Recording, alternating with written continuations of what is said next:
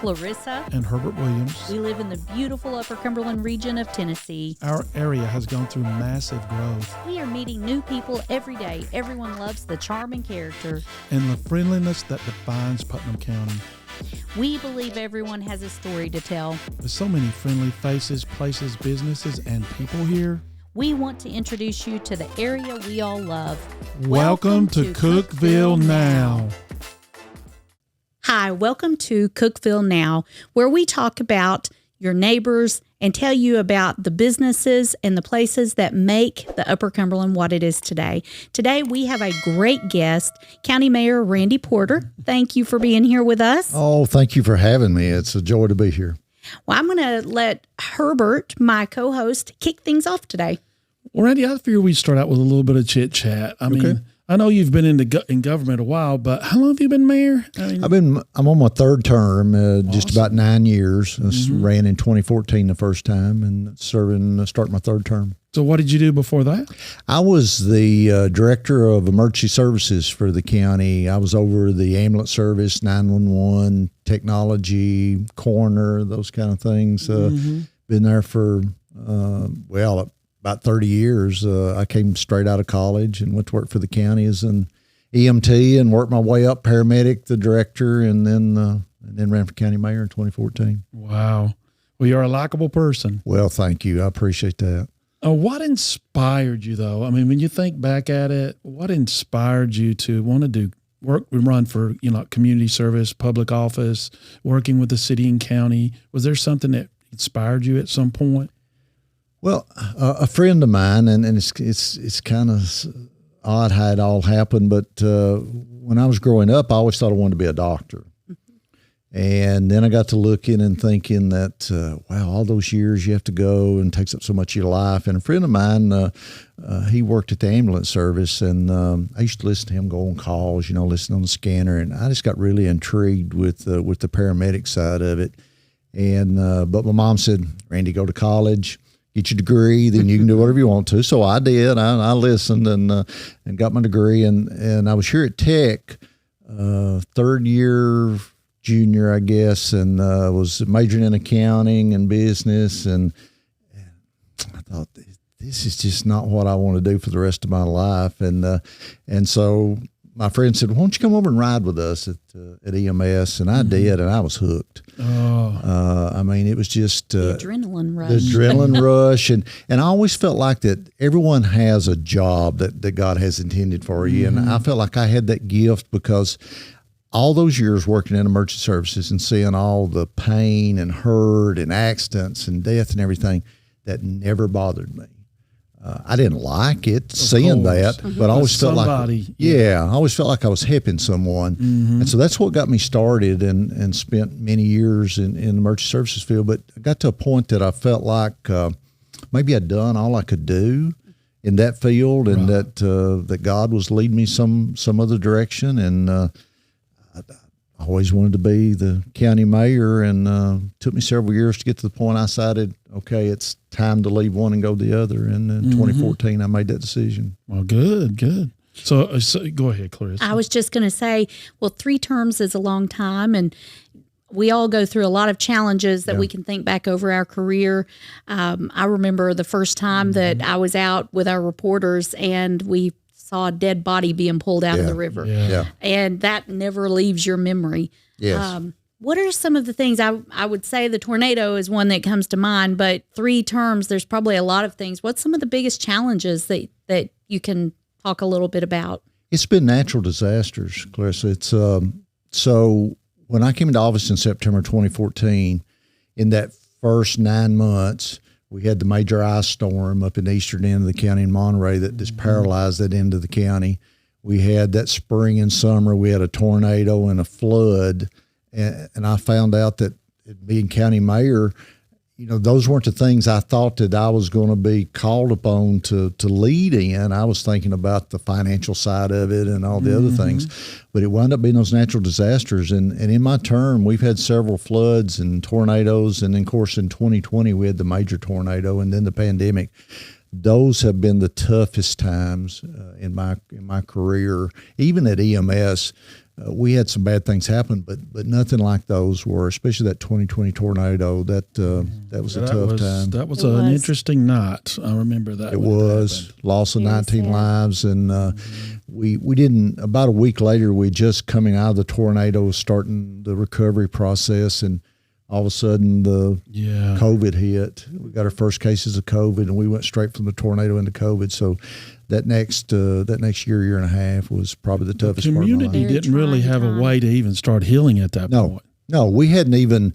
I mean, folks were still. We had over 100 houses that were totally destroyed. We had about 600 houses that were damaged in some way, shape, or form.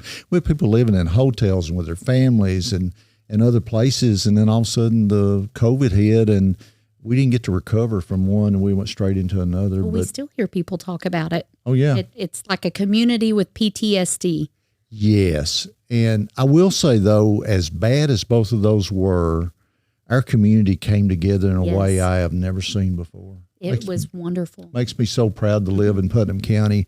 The one thing I remember the most about that is the day after the tornado, we decided that we were going to open it up for volunteers to let some of them go into the tornado area to help folks to get their belongings and everything. So we thought we might get a couple of hundred. Down at the whole Hobby Lobby parking lot on Jefferson. Every one of the streets coming into Cookeville were shut down. They counted, they thought they had about 6,000 people there that came in to volunteer. Oh, my goodness. That just speaks wonders for our community, I think. And that makes me feel very proud of our community. Oh, yeah. Well, that was definitely a trying time, a challenging time, but I think that adversity builds people. It does. And we actually went to church with a couple of people that were lost during that tornado. And one of our neighbors for a short time actually lost their home, and they rented a house beside of us just till they could rebuild. Yeah. So, I mean, I don't think you can meet someone in Cookeville that isn't one of those 6 degrees of separation where they knew someone who actually was impacted by that. It had family, friends, or they knew someone that was impacted. And when you get 600-700 homes that's affected by that with some form of damage, that's a huge number of homes. And all those people, I didn't know all of them, but I knew a lot of them. And terrible time, but we recovered, rebuilt. Pretty much most of the homes are rebuilt, and we moved on, but we will never forget that. Our community is awesome. Never forget. Our community's, I believe Caitlin Steakley said it well, Cookeville strong. Cookeville strong, absolutely. Well, here's a tough, interesting question I'd like to ask you. How do you balance the needs and interests of all the different entities at play, whether it be the citizens, the businesses, and other government agencies? Is that a struggle sometimes? That is a struggle most days. Our community is growing so much. We have, I'm over about 22 different departments as county mayor. There are 7 other elected officials that I deal with on the county level. Then you got the city councils and mayors of the other 4 cities, state rep, senator, all the state folks, and even the federal. It's tough sometimes, and trying to make sure that you're in touch with the people, the local citizens, and taking care of their needs, and also the departments and all those. Scheduling can become an issue. At events, we're blessed. We have a lot of nonprofits, a lot of banquets, a lot of events to go to. And of course, they expect me to be at all of them. And I don't miss very many, but it's difficult sometimes. I tell my wife I feel like I'm meeting myself sometimes as I'm going, but I would say out of all the things I have to do, that's probably the most difficult, is trying to keep that in a happy medium somewhere. I bet. So you said that we are going through massive growth. I mean, I can't turn down a street and not see some kind of infrastructure growth or something that's going on. What's the most pressing issues for Putnam County besides growth? I mean, that is one. You can touch on that too. But what's the most pressing issues that we're facing right now? Workforce, without a doubt. Oh, I bet. I mean, at any given time before the pandemic, if we go back to 2018, 2019, we probably had 400, 500, 600 job openings at any time in Putnam County. Now we got 5,000 or 6,000. It's and it's getting better. I'll have to say it is getting better, but we went through a period 2015, 16, 17, 18, 19. We had a lot of growth business-wise. You had a lot of change in the elected officials in Putnam County back in 2014. And the one thing we wanted to make sure of is that we were a business-friendly community. We brought in lots of new businesses, which brought in a lot of new jobs.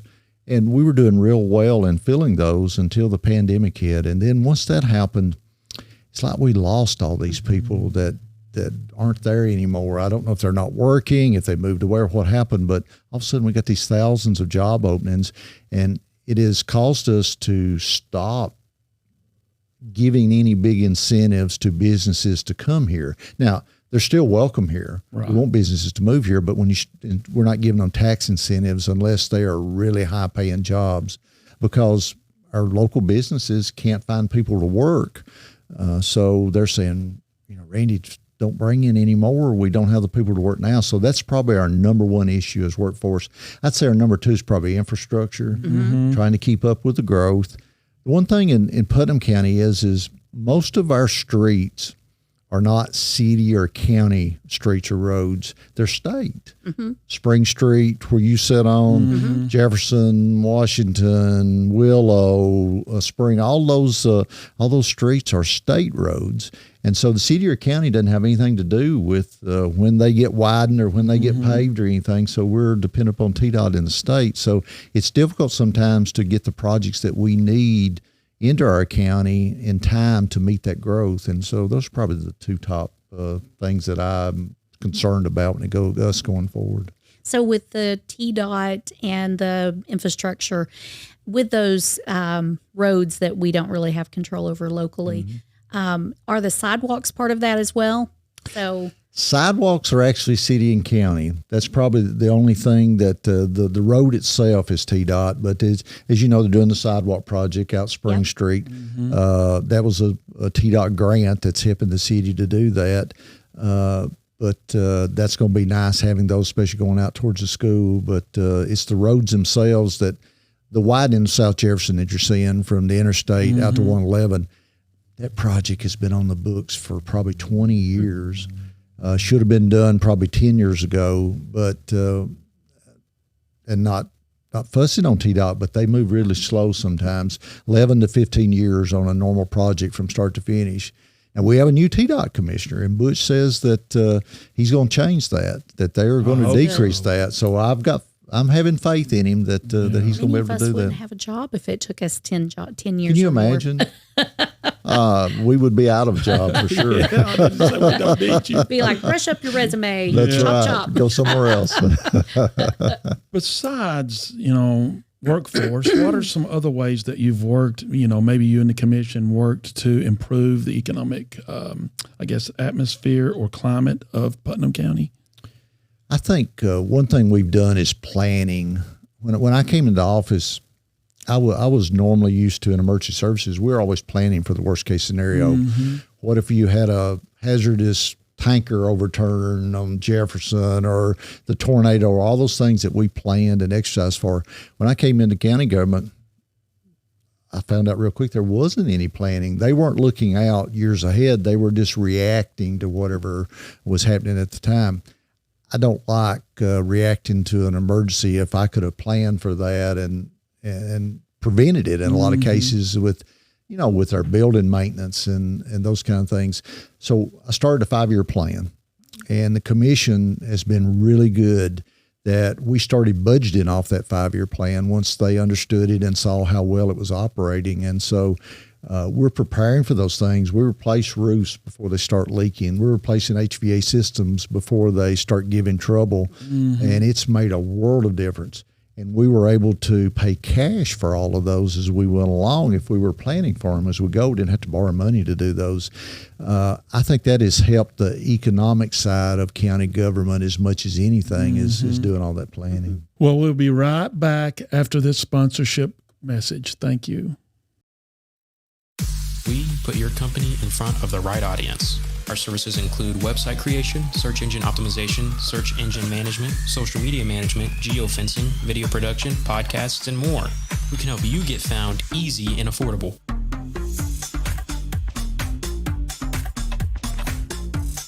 We are your partner. We work with you as your team, giving you the best option for marketing.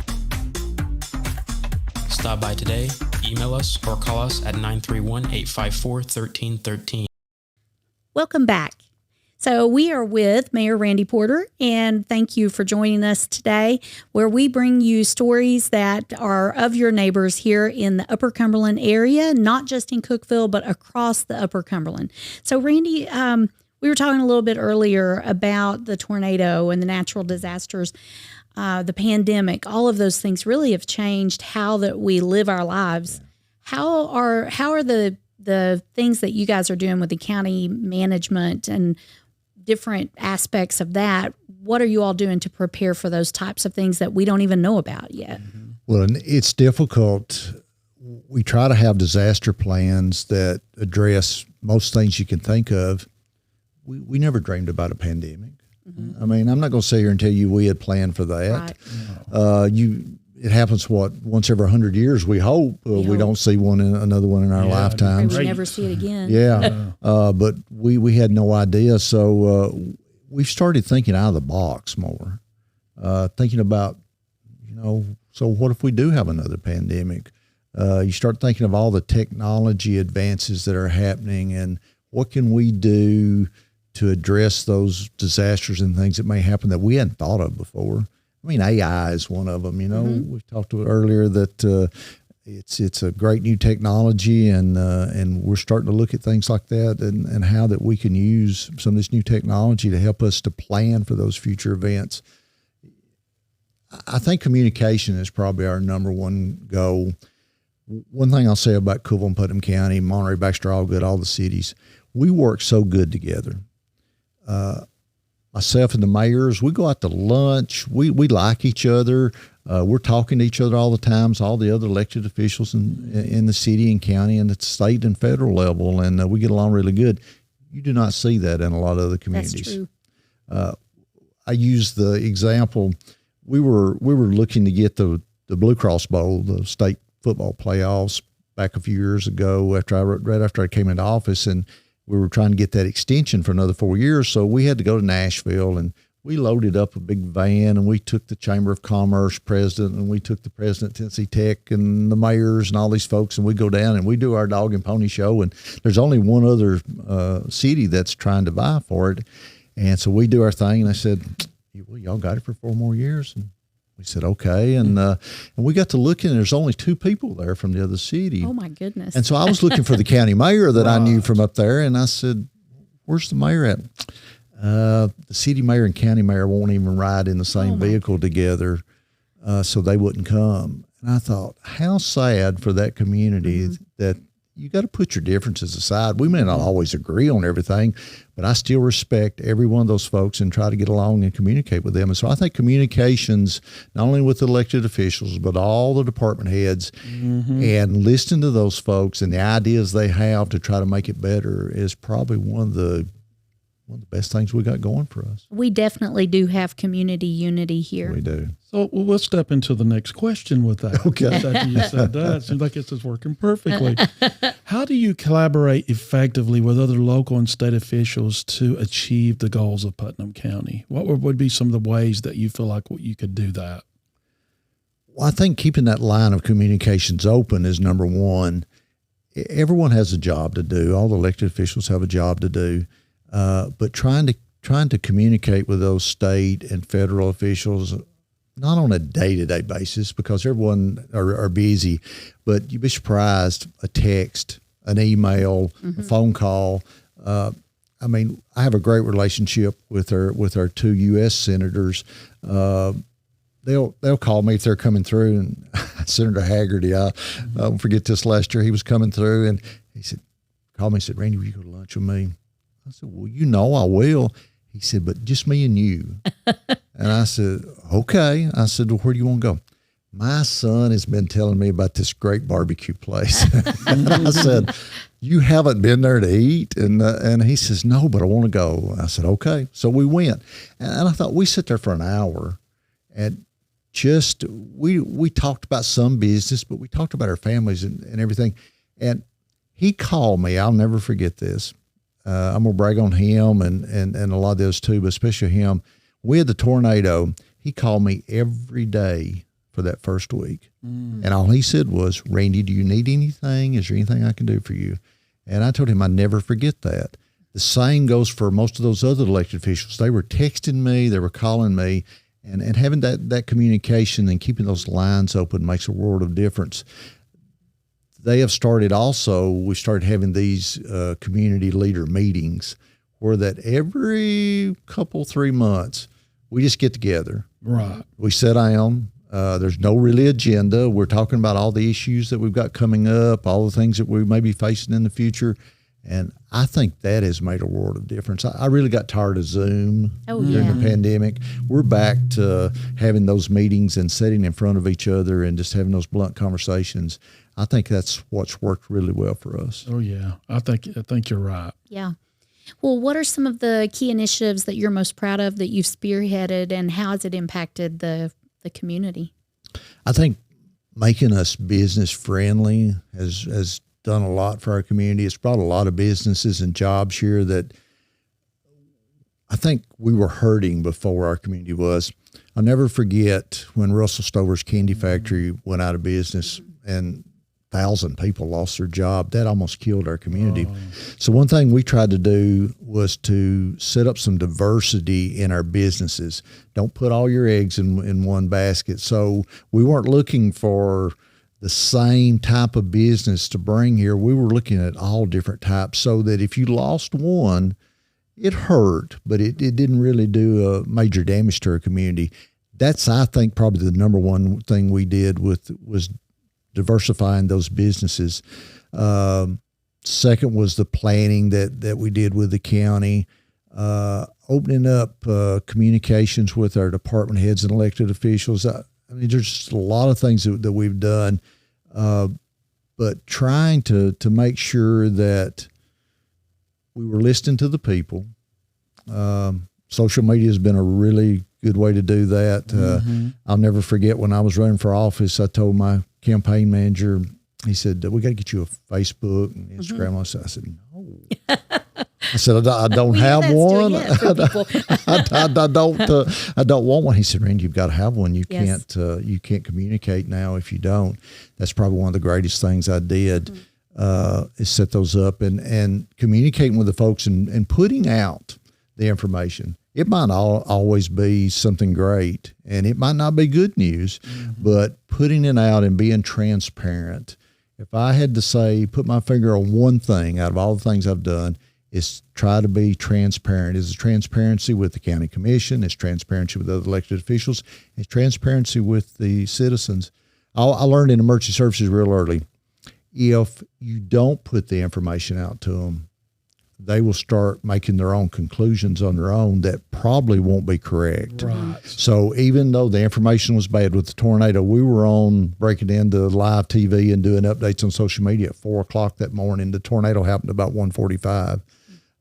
We started doing updates, Mayor Shelton and I did then. We did those every hour. And the news kept getting worse and worse and worse. More and more people had died. More and more people hurt. I remember watching them every day. Yeah. We watched. And it wasn't good news, but the people knew what was happening, and there was nothing to guess about. We made sure they were brought up to date. And so I think transparency is probably if I had to put a quotation mark around one thing, that's probably it. That's a good thing to do too. Yeah. Yeah. Anytime you have transparency in government, it is a good thing. It is a good thing. Shine the light on it, and there's let the people know, good or bad. That's the best approach. Well, how do you prioritize the needs and requests coming your way as the Putnam County Mayor? Does that get tough? That gets tough. Yeah, Herbert, that gets tough, especially when we start in budget time with all the departments and agencies and offices trying to work with the commission and coming up with a budget that we can live with. You got all these wants, and then you got these needs, and then you got these got to have them kind of things, and working through that is difficult. But having a good county commission, I have to say over the last several years, we've had really good county commissioners that work together. They don't fight. They don't fuss like some previous years ago that we had. And then trying to get a lot of demands, trying to work through folks that want to come and see you and talk to you, and the meetings you have to go to and the events you have to go to, that can get difficult sometimes. I'm a 24/7 kind of guy, though. I mean, I was that way for all those years in emergency services. I mean, I take phone calls. If you call me at midnight, I'm going to answer the phone. I hope you don't call me at midnight if it's something that can wait for the next day. Yes. But and I don't get very much of that. But yeah, that's difficult sometimes. But it's not as bad as you would think. Right. Most folks are very respectful that they understand your time, and they make appointments and do things, and it's not bad. That's great. Well, I think before we close out our interview, our audience would probably love to know if you can tell us anything about the fairgrounds, Target, Home Depot. I'm trying to think of all the ones going around. We did see the crumbled cookie go in, Yeah, so the now I'm like crumble. Target, Home Depot. So we'll start with the fairgrounds. The old fairgrounds that we're selling, we have an option on it from a Florida developer that is looking to buy it. They did a 6-month option with the ability to extend that, but they've got to meet some critical deadlines. Looking at the new veterans clinic that the federal government's looking at building, it's a 50,000 square foot clinic. Wow. Our clinic right now is too small. It can't handle all the veterans' needs. They're having to drive to Murfreesboro and Nashville and different places. We don't want that. We want to be able to do that here. We think the fairgrounds property part of it, the federal government's looking at part of it for that, along with some other sites. But That's awesome. We think we're in the top 2 or 3. And then they're looking at developing the rest of that with retail, restaurants, office space. We have no office space for rent or lease in Putnam It's County very right now. difficult to Very find. difficult, isn't it? And so we're looking at developing that. So hopefully that's going to go through. The Target and the Home Depot, and you got all those rumors that are going around. Both of them have been looking at us. There's nothing definite out there. Okay. I learned in the beginning when I came into office, I'll never forget, there's a developer came to me and he said, Randy, I'm bringing Publix here. Wow, that's great. We want to buy this piece of property. Okay. Can you help me? Sure. I never heard from the guy again. I started to say, is that why we have Publix? No, it came about a year later, and and I learned until they sign on the dotted line, there is Yes. nothing guaranteed. So I just tell everybody not to believe the rumors. Not saying that, folks. A lot of companies are looking at us, but there's nothing definite as of right now. Well, we have some events coming up. Do you want to Yes. share about some of the events? The one that I know everyone looks forward to around this time of the year is the Red, White, and Boom. That's It's the second largest, I second believe. largest fireworks in the state of Tennessee, and have to give kudos to past Mayor Ricky Shelton that started this, and I partnered with him in the city and county. We all worked together, and he's continuing that, even though he's not mayor now. Better Cookeville is a nonprofit, and they're doing that, and that's coming up July 4th. Great event. We'll have concerts starting about 5 p.m. at the fairgrounds. We'll go to about 9. All kinds of food trucks and things for the kids and everything. And then the fireworks will start right after dark at about 9 o'clock. And so that's July 4th. Then we have another one this is a new event that we're going to start. It's called Pop Power. It's a touch-a-truck event that we're going to do at the fairgrounds. It's the weekend of Father's Day. Oh, cool. The Saturday before Father's Day. It's June the 17th from about 11 to 2 in that afternoon or somewhere in that neighborhood. We're going to have every kind of heavy piece of equipment, earth movers, emergency vehicles, military vehicles, about everything you can think of. Bring your kids out, your children out. They can crawl on them. They can sit in them. We'll have somebody there that will explain what the equipment does, and it's just going to be. That's phenomenal. We call it a touch-a-truck extravaganza, and That's good for Father's Day. it is. And so I hear the citizens say, Randy, we need more kids events for the kids. And so we're going to start this. We think it'll be an annual event. And that's June the 17th, the Saturday before Father's Day at the fairgrounds, 11 to 2. Oh, wow. So we've got Memorial Day coming up. Then Yes. we've got Touch a Truck.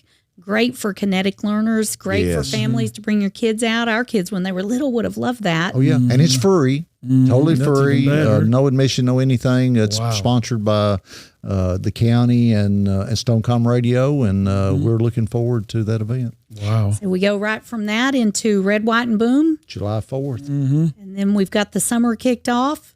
and everybody's going to have a good time. Absolutely. That's the goal. Yep. So tell us about the future outlook for Putnam County from your perspective. Oh, I think it's extremely bright.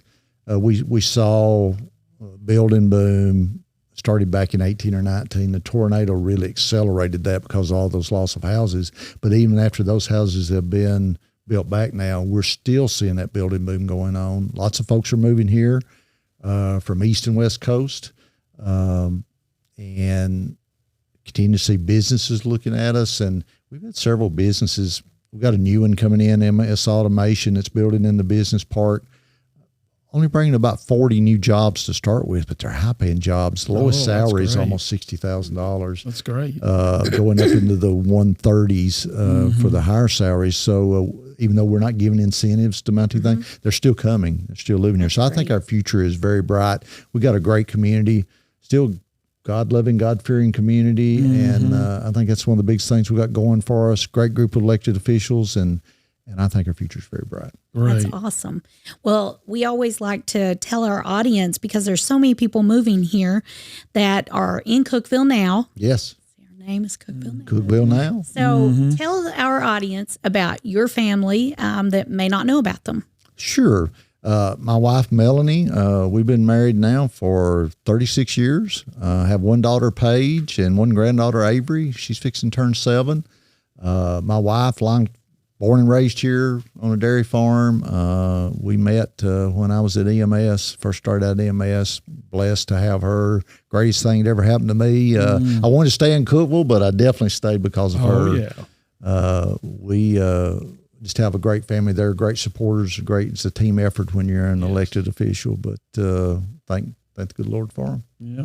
Well, that's awesome. And I'll close with one other thing that we were talking, I guess, a couple of months ago, and I found out you are a great piano player. So I've got a piano. Edit I'm this just out. kidding. I started to say, we have a piano coming through now. No.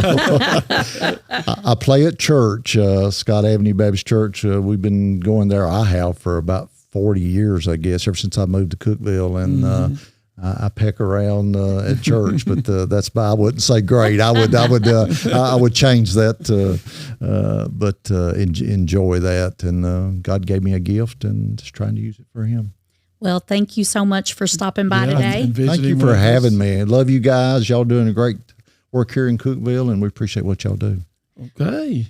Well, thank you for joining us. We look forward to seeing you this next time. Tune in weekly and like, subscribe, and comment on our channels. You can find us on all streaming platforms, YouTube and Rumble, and social channels. Like and share our page, and tell your friends to tune in to Cookeville Now, where we have a story about your neighbors, and we want to tell your story. So reach out to us. Thank you, and have a great day. See you then. Join us every week as we introduce our neighbors, businesses, and inspiring stories. People, businesses, and places that make the Upper Cumberland what it is today. As we tell all about the past, present, and even the future outlook. Like, comment, and subscribe so you do not miss an episode.